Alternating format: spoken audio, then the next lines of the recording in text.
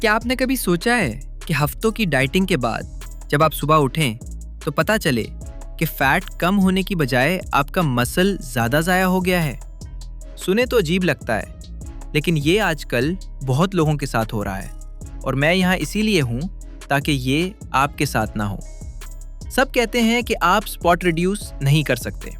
फिर ऐसा क्यों है कि सबसे पे पेट की फैट ही नज़र आती है और सबसे आखिर में जाती है? कार्डियो ज़्यादा फैट बर्न करता है या वेट लिफ्टिंग? क्या खाली पेट वर्जिश करना बेहतर है? और क्या कोई ऐसा लेजी तरीका भी है जो खुद ब खुद आहिस्ता आहिस्ता काम करे?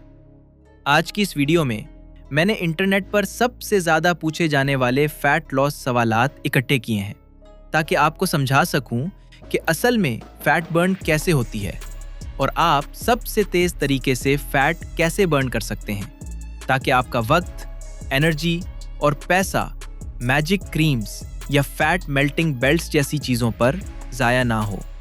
एक बार जब आप सब कुछ समझ लेंगे तो हम एक ऐसा प्लान बनाएंगे जो स्मार्ट भी हो, प्रैक्टिकल भी हो और रियल रिजल्ट्स दे। तो आपका जिस्म फैट कैसे बर्न करता है? जब आप कम खाते हैं या ज़्यादा मूव करते हैं तो आपके जिस्म को एक्स्ट्रा एनर्जी चाहिए होती है। इसी वक्त आपका जिस्म अपने फैट स्टोर्स की तरफ जाता है और कहता है, चलो अब इस स्टोर्ड फैट को इस्तेमाल करते हैं। ये आपके फैट सेल्स को सिग्नल भेजता है कि एनर्जी रिलीज करो। फैट टूटता है, ब्लड स्ट्रीम में सफ़र करता है और जिस्म इसे फ्यूल के तौर पर इस्तेमाल करता है। बस यूं फैट बर्न होती है। मतलब ये कि सिग्निफिकेंट अमाउंट में फैट कम करने के लिए आपको अपने जिस्म से ज़्यादा एनर्जी इस्तेमाल करवानी पड़ेगी। सीधी सी बात है, फैट बर्निंग असल में तब शुरू होती है जब आप थक जाएं, सांस फूल जाए और डिस्कम्फर्ट के बावजूद आप आगे बढ़ते रहें। मगर यहीं पर ज़्यादातर लोग रुक जाते हैं। ऐन इसी वक्त स्लो हो जाते हैं जब चीज़ काम करना शुरू करती है। नतीजा ये निकलता है कि जिस्म दोबारा इसी खाने को स्टोर करना शुरू कर देता है जो आपने अभी खाया था और ये साइकिल चलता रहता है। महीनों तक दौड़ने के बावजूद भी कोई रिजल्ट नज़र नहीं आता। जैसा कि मैंने कहा, स्टोर्ड फैट तक पहुंचने के लिए आपको अपने जिस्म को इस पॉइंट तक ले जाना होता है जहां वो इतनी जल्दी एनर्जी नहीं बना पाता और आप जितनी देर इस एग्जॉस्शन वाली हालत में रहेंगे इतनी ही ज़्यादा फैट बर्न होगी। अब एक दिलचस्प बात सुने।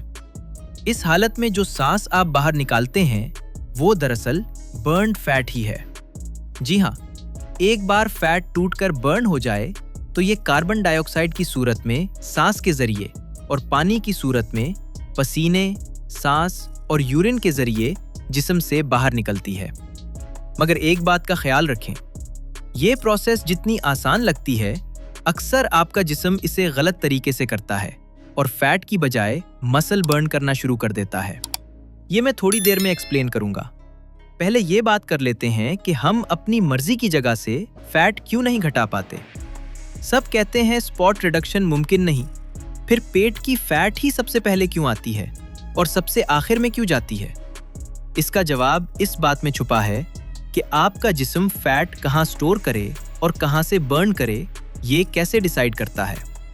ये रैंडम नहीं, बल्कि जेनेटिक्स, ब्लड फ्लो और हार्मोन सेंसिटिविटी पर बेस्ड होता है। हमें फैट स्टोर करने का पैटर्न अपने पेरेंट्स से मिलता है। मर्दों में फैट सबसे पहले पेट पर आती है और सबसे आखिर में जाती है। ज़्यादातर ख़वातीन में हिप्स, थाइज और लोअर बेली पर फैट सबसे ज़्यादा देर तक टुकी रहती है। मगर पेट की फैट खास तौर पर क्यों? क्योंकि वहाँ ब्लड फ्लो कम होता है, जिसका मतलब है फैट बर्निंग हार्मोन सिग्नल्स वहाँ तक कम पहुँचते हैं। और सबसे अहम बात, पेट में अल्फा 2 रिसेप्टर ज़्यादा, मतलब है फैट बर्निंग हार्मोन सिग्नल्स वहाँ तक कम पहुँचते हैं। और सबसे अहम बात, पेट में अल्फा 2 रिसेप्टर्स ज़्यादा होते हैं और बीटा 2 रिसेप्टर्स कम।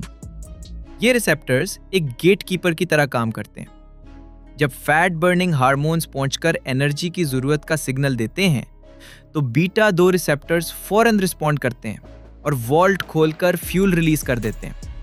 मगर अल्फा 2 रिसेप्टर्स ज़िद्दी होते हैं। वो कहते हैं रुको, शायद बाद में काम आए, और वॉल्ट लॉक ही रखते हैं। इसीलिए पेट की फैट इतनी रेजिस्टेंट होती है। ये बायोलॉजिकली ऐसी प्रोग्राम्ड है कि चिमटी रहे। मगर अच्छी खबर ये है कि जब मैं आपको फैट बर्न करने का सही तरीका समझाऊंगा तो ये भी दिखाऊंगा कि इन जिद्दी अल्फा 2 रिसेप्टर्स को कैसे ट्रिक किया जाए। अब शायद आप सोच रहे हों, क्या मैं सिर्फ एब्स वर्कआउट करके पेट की फैट टारगेट नहीं कर सकता? बिल्कुल नहीं। जब आप एब्स ट्रेन करते हैं तो आप सिर्फ फैट के नीचे मौजूद मसल्स को स्ट्रेंथन कर रहे होते हैं। आपका जिस्म फैट को पूरे बॉडी से सिस्टेमिकली बर्न करता है, जहां से आसानी हो, ना कि जहां आप चाहें। तो फैट बर्न करने में तेज कौन है, कार्डियो या वेट लिफ्टिंग? जवाब थोड़ा नुआंस्ड है, क्योंकि दोनों मुख्तलिफ तरीकों से काम करते हैं। जब आप कार्डियो करते हैं तो जिस्म को एक्टिविटी लेवल के मुताबिक फौरी एनर्जी चाहिए होती है, इसीलिए ये पहले ग्लूकोज की तरफ जाता है, यानी स्टोर्ड कार्ब्स और ब्लड शुगर, खास तौर पर हाई इंटेंसिटी वर्कआउट्स या रनिंग के दौरान। फैट टूटने में ज़्यादा वक्त लेती है और बर्न होने के लिए ज़्यादा ऑक्सीजन मांगती है, जो इन इंटेंस मूवमेंट्स में जिस्म के पास काफ़ी नहीं होती। अब आप सोच रहे होंगे, अगर कार्डियो के दौरान फैट बर्न नहीं होती तो फ़ायदा क्या है? सच ये है कि ये ज़रूर बर्न होती है, मगर फ़ौरन नहीं। जैसे ही आप अपना कार्डियो सेशन ख़त्म करते हैं, जिस्म को ग्लूकोज लेवल्स में बड़ी कमी नज़र आती है। तब ये रिकवरी मोड में जाता है और आफ्टर बर्न इफेक्ट ट्रिगर करता है। बैलेंस रिस्टोर करने के लिए ये एग्रेसिवली फैट बर्न करना शुरू कर देता है, चाहे आप आराम कर रहे हों, बैठे हों या सो रहे हों। अब वेट लिफ्टिंग की बात कुछ मुख्तलिफ है। इसका असल मकसद फैट बर्न करना नहीं, बल्कि आपके मसल को फैट लॉस के प्रोसेस में बर्न होने से बचाना है, खास तौर पर कार्डियो के बाद। जब आप अपने मसल्स को एक्टिव रखते हैं तो जिस्म उन्हें वैल्यूएबल समझता है और बचा कर रखता है। मगर अगर आप ऐसा ना करें तो जिस्म उन्हें अननेसेसरी समझकर एनर्जी के लिए ब्रेक डाउन करना शुरू कर देता है। इसीलिए कार्डियो और स्ट्रेंथ ट्रेनिंग दोनों को सही बैलेंस में कंबाइन करना बहुत ज़रूरी है, जो मैं आपके साथ जल्द ही शेयर करूंगा। अगर आप फैट लॉस के साथ अपनी क्लीन स्कल्प्टेड शेप भी रखना चाहते हैं और यूं आप मसल खोए बगैर फैट बर्न कर पाते हैं, तो क्या खाली पेट वर्जिश करना फैट बर्न करने में तेजी लाता है? छोटा सा जवाब है, जी हाँ, बिल्कुल। जब आप फास्टेड हालत में वर्कआउट करते हैं, खास तौर पर सुबह सबसे पहले, तो आपकी इंसुलिन लेवल्स कम होती हैं, ब्लड शुगर कम होता है और ग्लाइकोजन स्टोर्स पार्शियली डिप्लीटेड होते हैं। मतलब आपका जिस्म सीधा अपने बैकअप फ्यूल यानी फैट की तरफ जाता है। मगर यहाँ एक कैच है, ये सबसे बेहतर तब काम करता है जब वर्कआउट की इंटेंसिटी लो से मॉडरेट हो। ज़्यादा पुश करेंगे तो जिस्म दोबारा मसल या ग्लूकोज बर्न करने लग सकता है। वेट लिफ्टिंग या हाई इंटेंसिटी इंटरवल ट्रेनिंग के साथ खाली पेट वर्जिश करना उल्टा नुकसान भी दे सकता है। आप कमजोरी महसूस करेंगे, परफॉर्मेंस कम हो जाएगी और बाज़ औक़ात लाइट हेडेड भी फील हो सकता है। तो ये सब के लिए बेहतरीन ऑप्शन नहीं। स्मार्ट अप्रोच ये है कि कुछ हल्का, जल्दी डाइजेस्ट होने वाला और एनर्जी देने वाला खा लें, कोई हैवी या कैलोरी डेंस चीज़ नहीं। क्या ज़्यादा पसीना आने का मतलब ज़्यादा फैट बर्न होना है? जवाब है नहीं। पसीना आपके जिस्म का कूलिंग सिस्टम है, फैट बर्निंग का मीटर नहीं। जब आप एक्सरसाइज करते हैं, मसल्स हीट जनरेट करते हैं और जिस्म आपको ठंडा रखने के लिए पसीना निकालता है। पसीना आने के बाद वजन क्यों कम हो जाता है? वजह सीधी सी है, पसीना दरअसल पानी ही है। जब ये जिस्म से निकलता है तो ये सिर्फ टेम्परेरी वेट लॉस होती है। जैसे ही आप दोबारा पानी पीते हैं, वजन उसी लेवल पर वापस आ जाता है। एक और मसला जो लोगों को सही नॉलेज के बगैर फैट लॉस करते वक्त पेश आता है, वो ये कि वजन तो मुसलसल कम हो रहा होता है, मगर फैट में कोई फर्क नजर नहीं आता। यकीन करें, ऐसे लोगों को जल्द अज जल्द किसी प्रोफेशनल ट्रेनर से मिलना चाहिए, इससे पहले कि वो खुद को सीरियस नुकसान पहुंचाएं। उन्हें पता ही नहीं होता कि उनके जिस्म में क्या हो रहा है। वो कैलोरीज इतनी ज़्यादा कम कर देते हैं कि वेट लॉस तो तेज़ी से होती है, मगर जिस्म पैनिक कर जाता है और एनर्जी के लिए मसल बर्न करने लगता है। इस स्टारवेशन स्टेट में जिस्म फैट को और भी ज़्यादा प्रिजर्व करने की कोशिश करता है। आपका जिस्म स्ट्रेस में फैट की बजाय मसल क्यों चुनता है? क्योंकि ऐसे लोग स्ट्रेंथ ट्रेनिंग भी स्किप कर देते हैं और जिस्म सोचता है मसल्स बेकार हैं।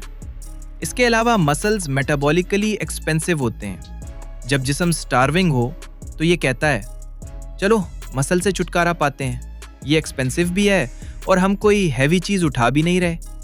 जबकि फैट को ना ऑक्सीजन चाहिए ना मेंटेनेंस, और ये फ्यूचर के लिए एनर्जी स्टोर करके रखती है। यही वजह है कि क्रैश डाइट्स एक बहुत बड़ा ट्रैप हैं जिसमें लोग फंस जाते हैं। आपको हैरत होगी, मगर सिर्फ सही तरीके से सांस लेने से आप अपनी फैट बर्निंग एबिलिटी को 20% तक बढ़ा सकते हैं। क्यों? क्योंकि फैट बर्निंग दरअसल ऑक्सीडेशन का प्रोसेस है। आपका जिस्म फैट को ऑक्सीजन के जरिए बर्न करता है। तो अगर आपकी ब्रीदिंग शैलो या इनएफिशिएंट हो तो जिस्म की फैट बर्न करने की एबिलिटी भी कम हो जाती है। इसीलिए कार्डियो के दौरान बेहतरीन परफॉर्मेंस के लिए इन 3 ब्रीदिंग रूल्स को फॉलो करें। रूल नंबर 1, नाक से सांस लें, मुंह से नहीं। रूल नंबर 2, पेट से सांस लें, सीने से नहीं। रूल नंबर 3, सांस आहिस्ता और गहरी लें, तेज और शैलो नहीं। और सबसे अहम बात, एक्सहेल ज्यादा फोर्सफुली करें। जिस्म को पहले कार्बन डाइऑक्साइड क्लियर करनी होती है ताकि फ्रेश ऑक्सीजन के लिए जगह बन सके। अब जब आप समझ चुके हैं कि फैट बर्निंग असल में कैसे काम करती है, यही वक्त है कि हम एक वीकली फैट बर्निंग प्लान बनाएं जो फास्ट भी हो, हाईली एफिशिएंट भी, और जो उन तमाम गलतियों और ट्रैप से बचाए जिनकी हमने बात की, ताकि आपके रास्ते में कोई रुकावट ना रहे। और इसके फौरन बाद उन लोगों के लिए एक स्पेशल रूटीन भी है जो या तो बहुत लेजी हैं या वर्क में बहुत बिजी हैं। एक ऐसा प्लान जो फैट को तकरीबन ऑटो पायलट पर बर्न करने में मदद करेगा। तो ये है आपका पहला प्लान सबसे फास्ट रिजल्ट्स के लिए। मंडे को अपना वीक एक हाई इंटेंसिटी कार्डियो सेशन से स्ट्रॉन्ग शुरू करें। ये स्प्रिंट इंटरवल्स, फास्ट साइकिलिंग या अग्रेसिव हिल रन्स हो सकते हैं। 10 मिनट की स्टेडी रनिंग से वार्म अप करें, फिर 6 से 8 राउंड्स करें। हर राउंड में 1 मिनट का स्प्रिंट और इसके बाद 90 सेकंड की वॉक या स्लो जॉग। ये कॉम्बिनेशन आपके ग्लाइकोजन स्टोर्स को तेजी से ड्रेन कर देती है और जिस्म को डीप फैट बर्निंग मोड में ले जाती है। ट्यूसडे को 45 से 60 मिनट का full body weight training session करें। हैवी कंपाउंड मूवमेंट्स पर फोकस करें, जैसे स्क्वाट्स, डेडलिफ्ट्स, रोज और प्रेसेस। वर्कआउट के फौरन बाद 20 मिनट की स्लो वॉक करें। क्योंकि लिफ्टिंग की वजह से आपके ग्लूकोज स्टोर्स पहले ही डिप्लीटेड हो चुके होंगे, ये वॉक जिस्म को सीधा फैट बर्निंग मोड में ले जाती है, जहां ये ऑक्सीजन और स्टोर्ड फैट को फ्यूल के तौर पर इस्तेमाल करता है। वेडनेसडे आपका स्टेडी कार्डियो डे है।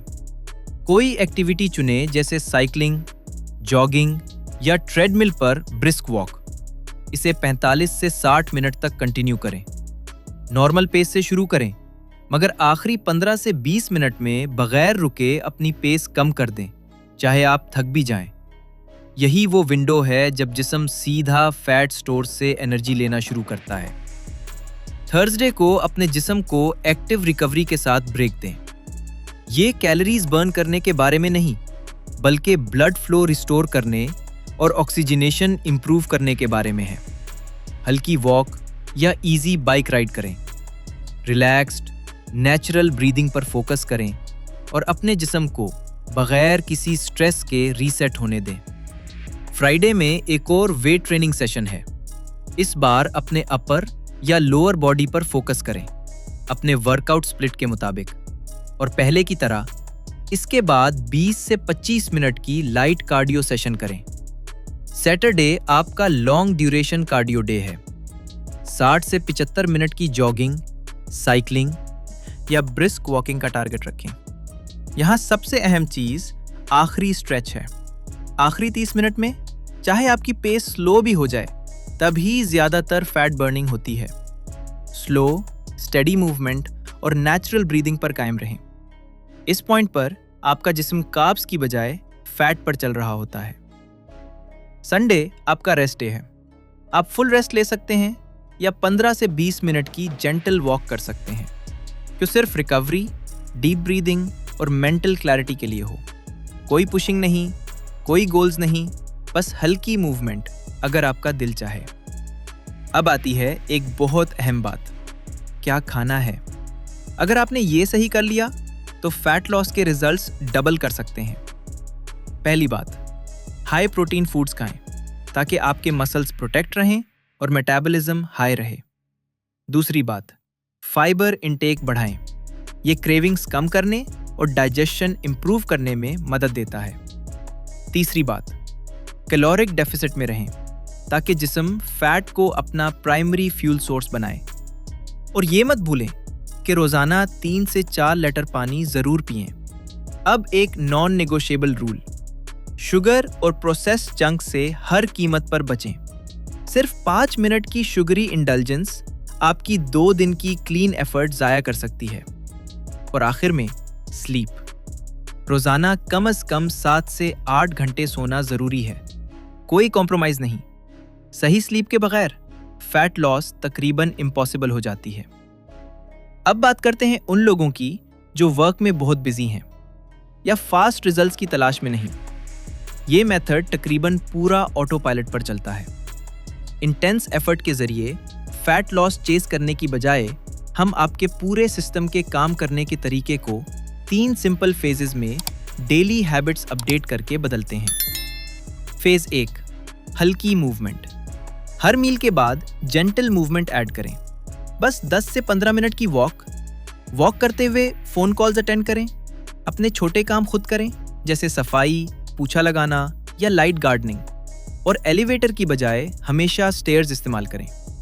ये छोटी छोटी एक्शंस आपको थकाती नहीं, मगर खामोशी से आपके मेटाबॉलिज्म को दिन भर एक्टिव रखती हैं।